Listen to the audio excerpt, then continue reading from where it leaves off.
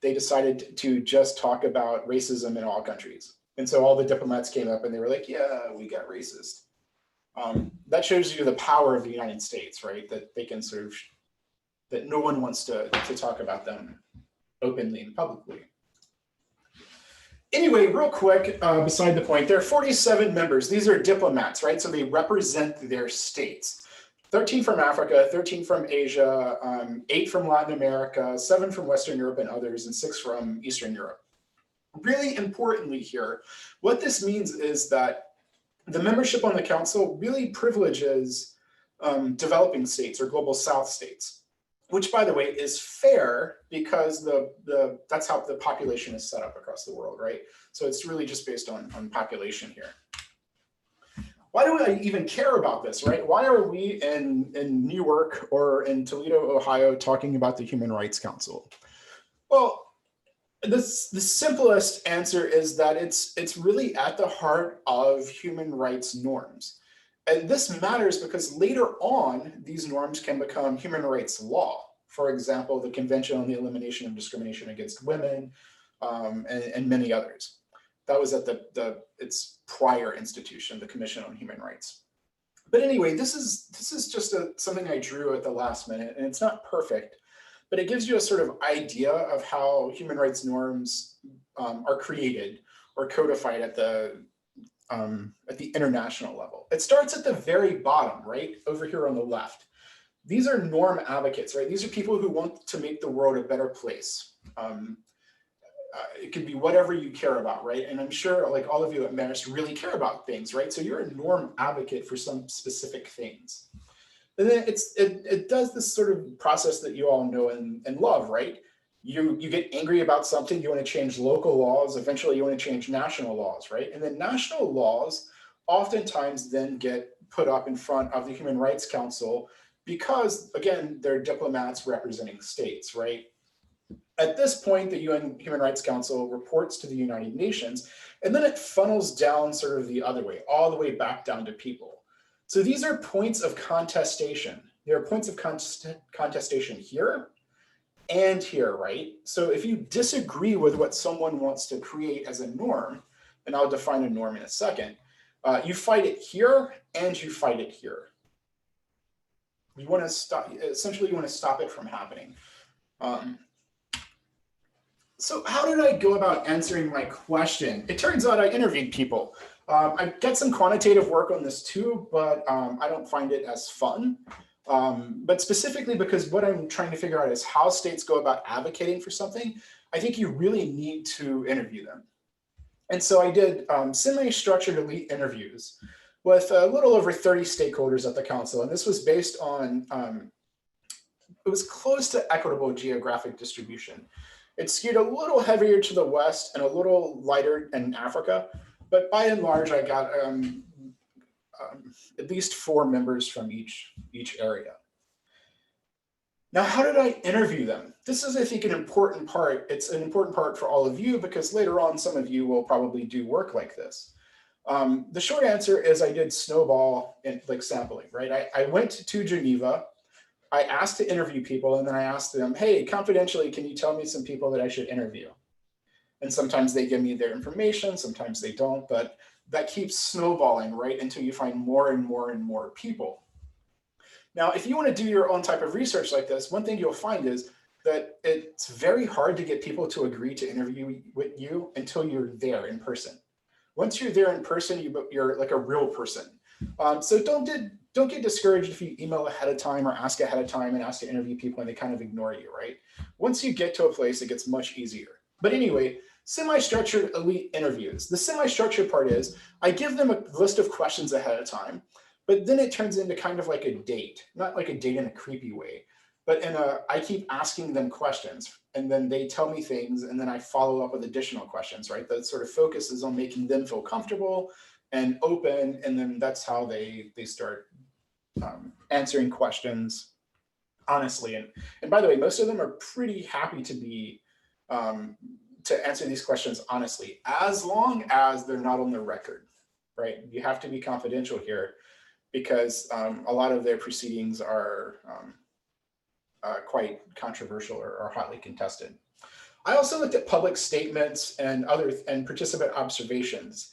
This is something awesome, by the way. You can watch all of the UN Human Rights Council's sessions live on their website. They broadcast them all and they record them all. So the General Assembly, I think, is the same too. So if you're really interested in this stuff, right? If you're taking Eurus's class in the spring and you're like, I'm really interested in this bizarre thing that happened at the Human Rights Council, go there and listen to them. It's fun to listen to people talk about these things. And anyway, from there, I basically coded every sentence of every interview into a couple of, I didn't have these pre-created, I just coded them myself after like reading a bunch of them. And then I had RAs, once I did that, I had RAs kind of code them as well. And then I had them, of course, have free reign if they had anything that I sort of missed, right? Because I didn't want my prior biases to mess with the coding, for example. And what happened is I sorted them into some framing categories, which you'll see in just a second. By the way, I don't have a clock on my computer, so let me know if I've gone too long, because I definitely want to talk about like post-election stuff too. So awesome. So before we talk about the framing, we have to take a step back and talk about norms. So norms, this is a very classic definition, right? But norms are standards of appropriate behavior for actors with a given identity. Every one of my students knows this definition before they graduate, or else I beat them. It's just how it works. You all know what norms are, right? Take the fancy words out of this. You know what norms are. You know that if you're on the playground as a kid and someone is being a jerk and they're not playing by the rules, they're breaking a norm. You know that if people are, acting inappropriately in the classroom, or if they're cheating, right? I hope if they're cheating, they're breaking norms. If you followed Twitter at all, and you followed people for the last 4 years, you'll see that a lot of what they're talking about is the Trump administration breaking norms.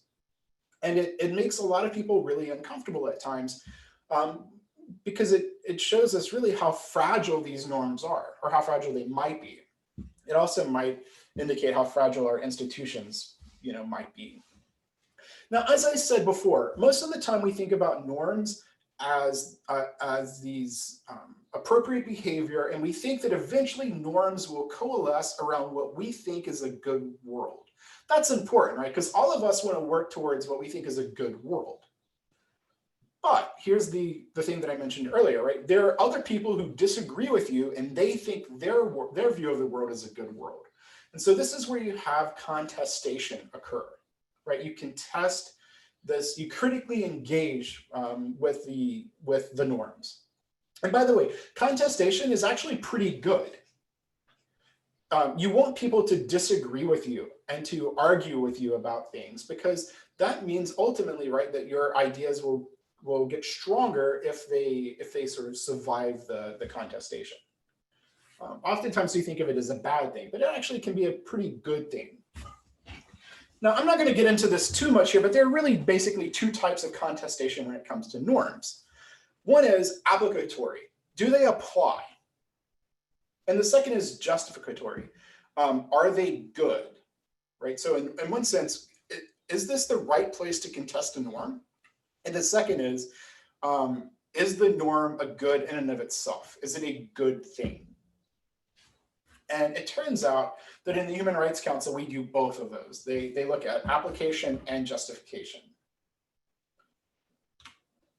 Okay, so let's move forward to another series of terms that I think are really important. At the Human Rights Council, there are no coercive powers. You can't coerce people into doing what you want them to do. Another way to think about the Human Rights Council, by the way, is to think about it as Congress, but for human rights at the UN, right? You've got a bunch of people arguing about things. There's no Mitch McConnell, I guess, or Nancy Pelosi, which is nice. But it's by and large this series of arguments and compromises about ideas. Because there is no coercion, no real coercion at the council, which, by the way, some of you can argue back on that. there's no formal coercion. Stakeholders have to really focus on how to get their norms ahead, how to get their norms to win. And they do this by trying to frame their arguments in ways that will essentially lead them to victory. And you'll see what this framing is in just a second. So what are frames, you ask? Well, they're basically, or they are, excuse me, the basic building blocks of norms. It's how we interpret things. This is, I think, really important right here. It's a focal point to simplify your message. And you all know frames really well. My favorite example by far about frames is discussions over Colin Kaepernick and kneeling before the flag as a form of protest. If you ask your parents or your grandparents what it means for Colin Kaepernick to kneel before the flag, most of them, or some of them, you're in New York, so it might be a bit different, but some of them are going to say he's disrespecting the troops, he's disrespecting the army, he's disrespecting the flag. That's a frame, right? You're taking his actions and you're framing it in such a way that he's disrespecting the troops. And that's a really powerful frame in the United States, because the second you disrespect the troops, you run into a lot of problems. Now, of course, Colin Kaepernick would argue that, that's not actually what he's talking about at all. There are many ways to think about frames. Black Lives Matter, the Me Too movement, right? All of them deal with, even the current talk about the elections, right? They're trying to frame those in certain ways to advance their arguments. All right, so let's, if I'm going too fast, let me know as well. I get excited talking about research. Let's talk about now all those interviews and all the data that I had. And by the way, these are a lot of the papers that I have published on this. So if you want to really get into the nitty gritty, right, it's there. But I came up with really a great 2x2 table, because I was told in graduate school that if you can't explain something in a 2x2 table, then it's not worth explaining. So I spend most of my life figuring out 2x2 tables for some strange reason. But anyway, I came up with two frames, two ways to frame this. The first is people were arguing about whether SOGI rights, because we're still talking about SOGI, right? Whether SOGI rights were universal rights or relative rights. And most of you know this conversation, so I'm not gonna spend a lot of time on this, right? But relative rights, right, apply to specific cultures. You can't have universal rights. And then universal rights apply to all people, right?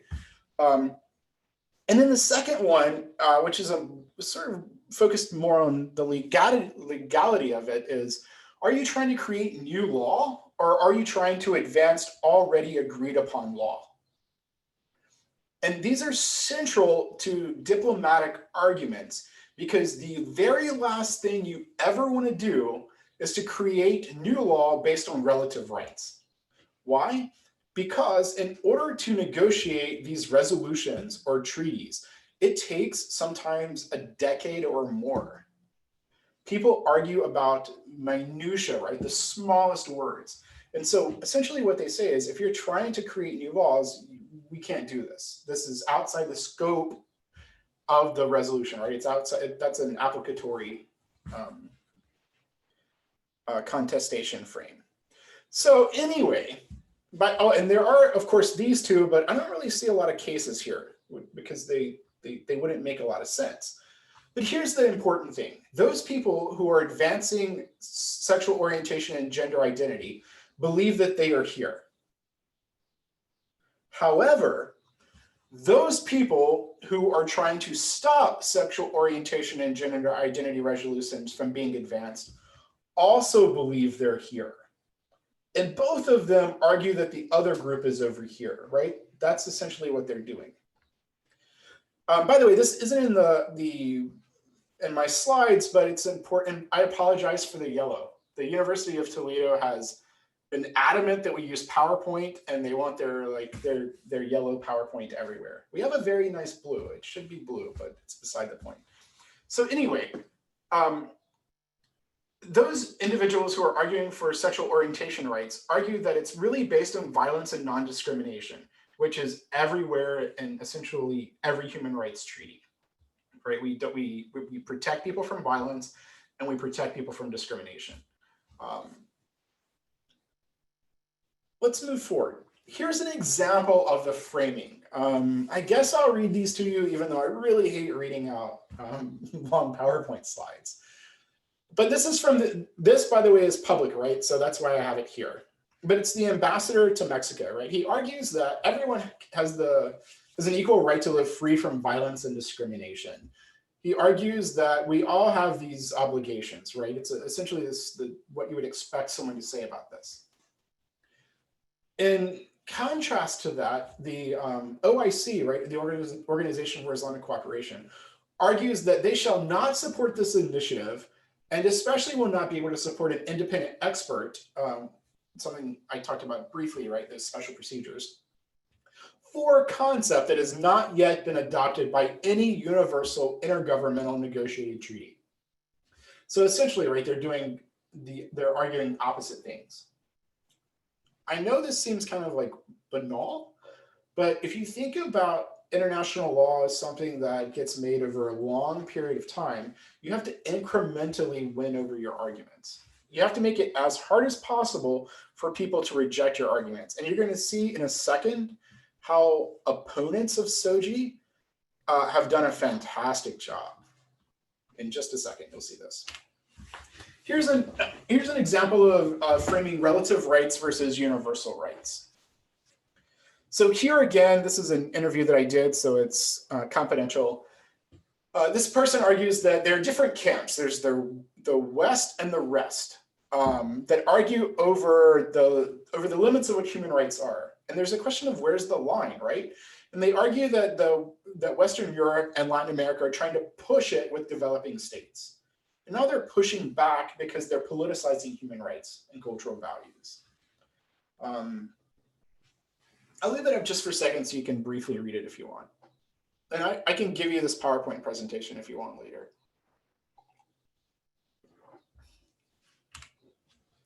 Okay, so my opening question a long time ago was, what are the strategies that advocates or opponents use? And guess what? I created a fun 2x2 table based on this. And it turns out that there are a lot of strategies. And if you need to figure out how to get tenure, it's that you take each one of these and make a paper, which is essentially what I've done. So I'm not going to spend a lot of time talking about this stuff, but I am going to talk about competing resolutions. That's the one I want to spend a little bit of time talking about.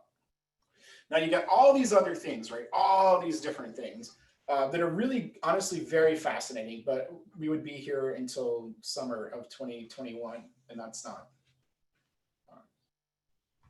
What do you think would take longer, for me to go through all of these or for Nevada to finish counting? It's a tough question. Anyway, let's talk about competing resolutions. So how the process works, if you go all the way back to this, once you get here, the UN Human Rights Council creates resolutions. Ultimately, the goal is to lay out sort of what the law is and what norms should be. And then eventually you hope to create treaties based on this. So that's where we're at, right? These resolutions. And so if we go back to this, it turns out there are a series of competing resolutions that opponents have tried to create to undermine sexual orientation and gender identity. And that's what we're going to focus on just for a second before we end this part. Before we do that, here are the three, there are actually four now, but I excluded one because I haven't done a paper on it yet.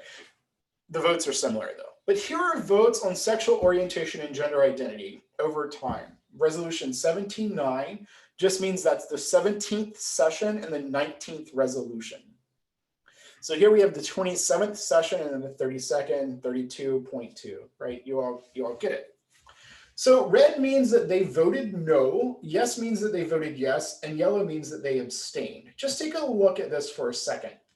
What you're finding here right over time is that Eastern Europe got slightly more okay with sexual orientation and gender identity, but really Latin America, that's GRULAC, and Western Europe and others, that's WEAG, are the ones who are advocating for this. Asia is sort of mixed, but leaning towards no. Africa is pretty heavily no, right? And the OIC is overwhelmingly no. So just put that in your head for a second. Now, the first series of competing resolutions came out before SOGI resolutions even came out. But they came out in large part because people were very afraid that SOGI resolutions were going to be on the forefront in the future. And these are things that we call traditional values. And Russia was the leading country on passing this idea of traditional values. And now you can see, of course, that the voting is essentially the opposite of what you would see with SOGI, right? But importantly, over time, traditional values essentially gets delegitimized. Russia gives up on it. And they give up on it because more and more states and more independent experts who oversee international law came to this conclusion that this idea of traditional values doesn't actually exist. This is new law, right? And so that's very hard to create.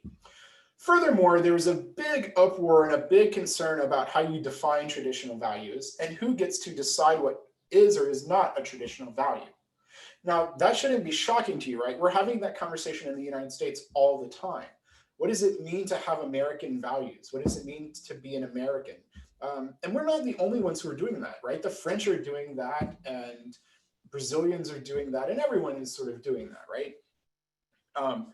Anyway, eventually this became sort of resolution non grata or something, and no one wanted to touch it. But at the same time, those states who vehemently oppose sexual orientation and gender identity rights, and let me be clear, there are really a couple of things that they vehemently oppose.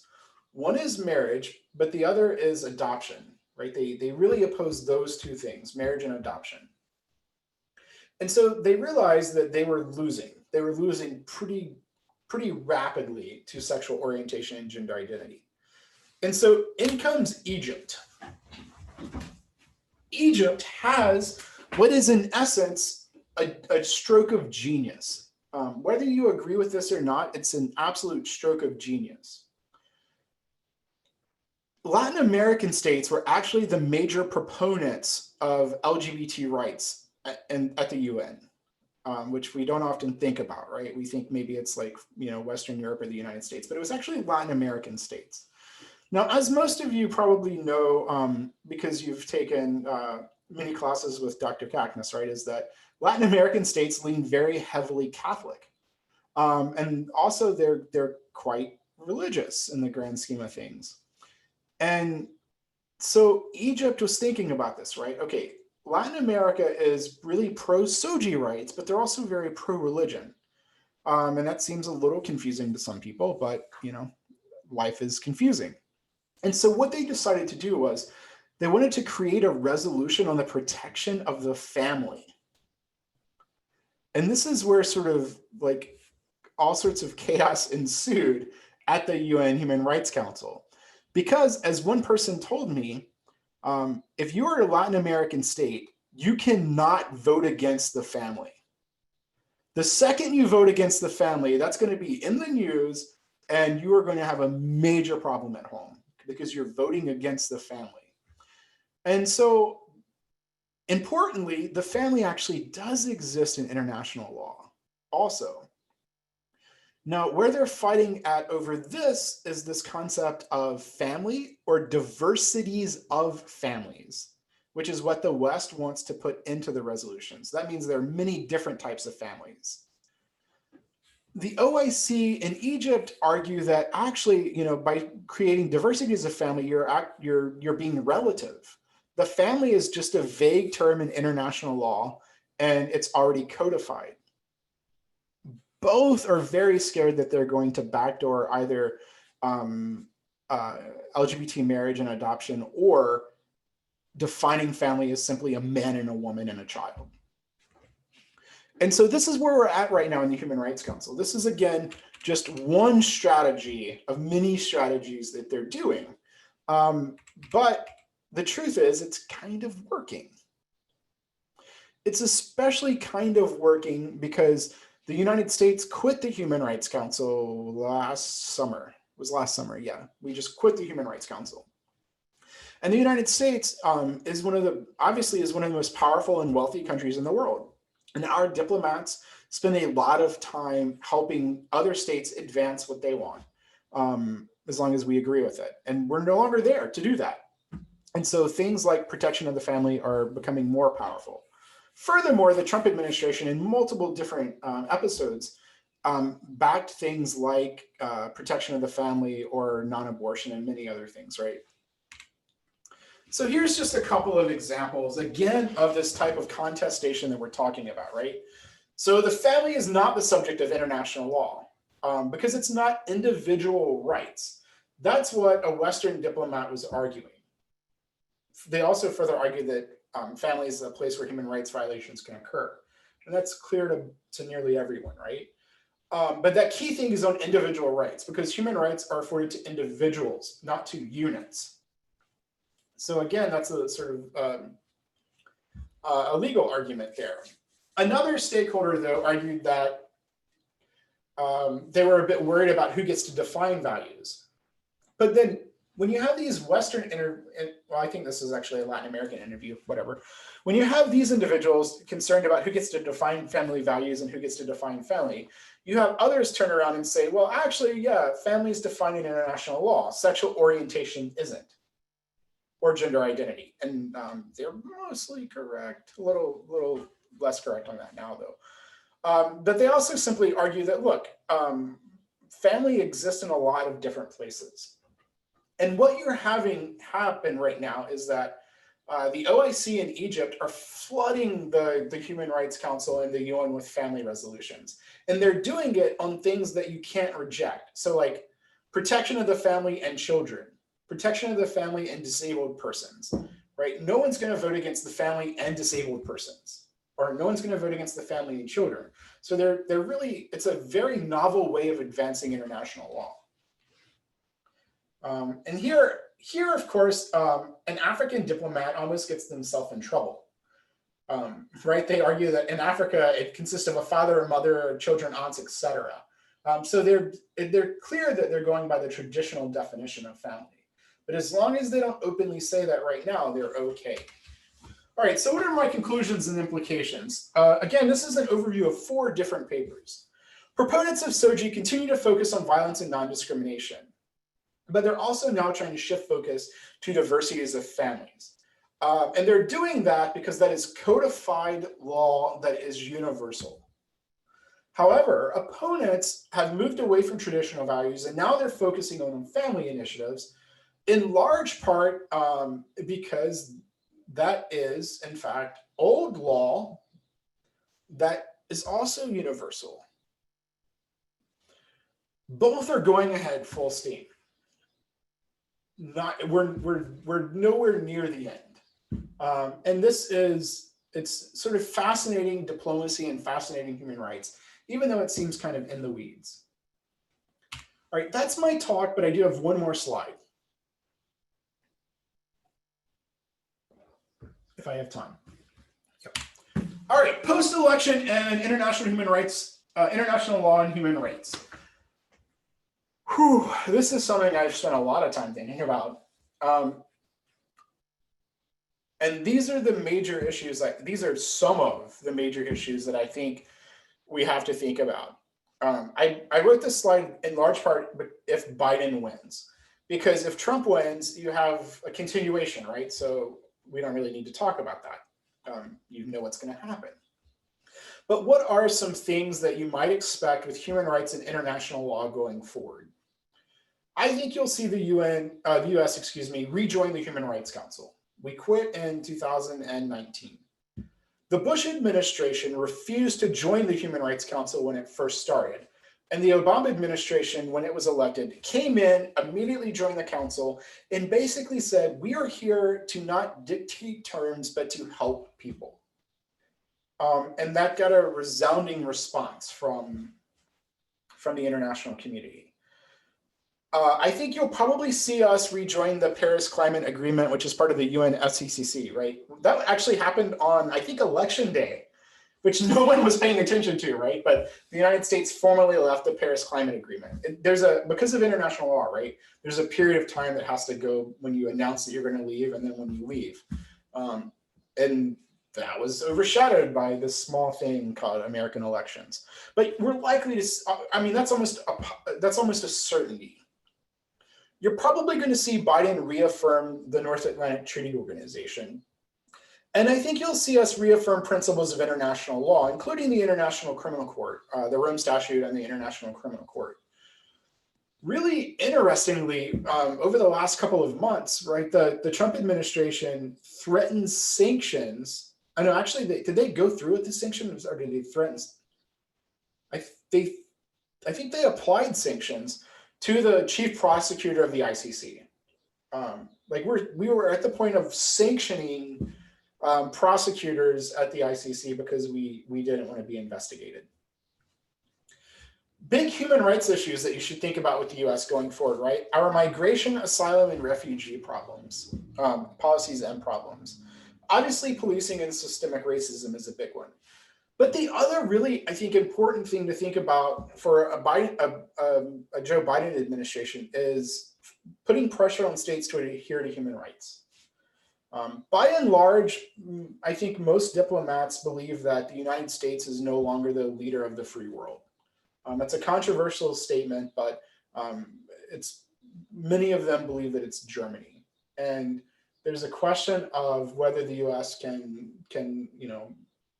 come back into the fold of human rights norms and practice, right?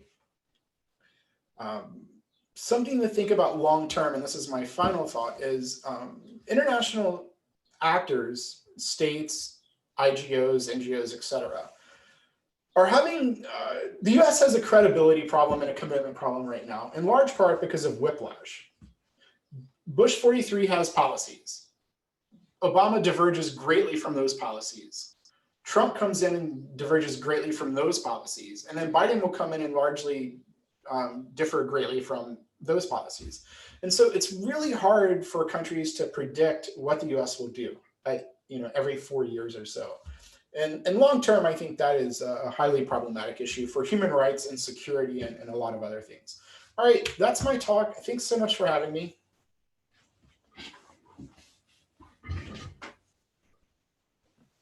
Thank you, Joel. I'll be the sole applause as everyone is muted.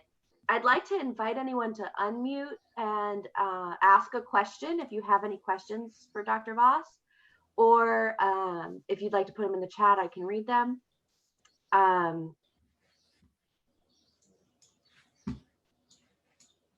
think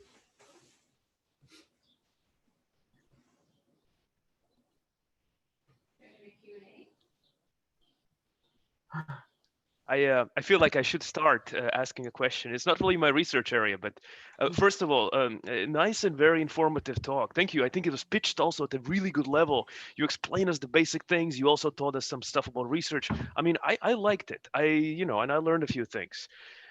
Could you comment, I don't know, it's not really related to your research, but maybe could you talk a little bit about composition of Human Rights Council?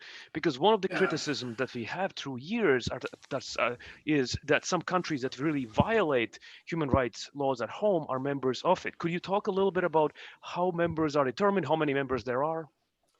Yeah, that's an awesome question. And was actually on my notes to talk about that, and then I couldn't read my notes because it's a huge controversy. In fact, on Reddit, right, people get angry about it about every time there's an election. I'll answer two different questions. One is how they're elected, and then the second is is there a problem with the composition? Because they're related. So there are elections, and they happen yearly. You get 3-year terms. And the major problem with elections is that many countries run clean slates, which means that if you have 3 states up for election, you have 3 people volunteer for election. And there's no competition at all. And oftentimes these positions are predetermined by the regional group, right? They all come into an agreement and say, okay, Saudi Arabia and Iran and China will run. And everyone would be like, okay, fine. And then, the next year when there's a new election, it's someone else's turn. So obviously not having competition is problematic. Many of you voted, I hope, and you went down your ballot, and I'm sure there were a couple of people who were running unopposed. And you probably thought to yourself, it's weird. Like, why run unopposed? It's the same sort of issue.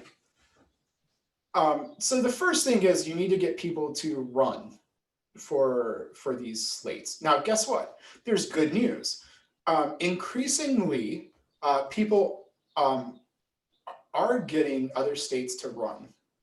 Like if somebody really bad, an example was Ethiopia a few years ago.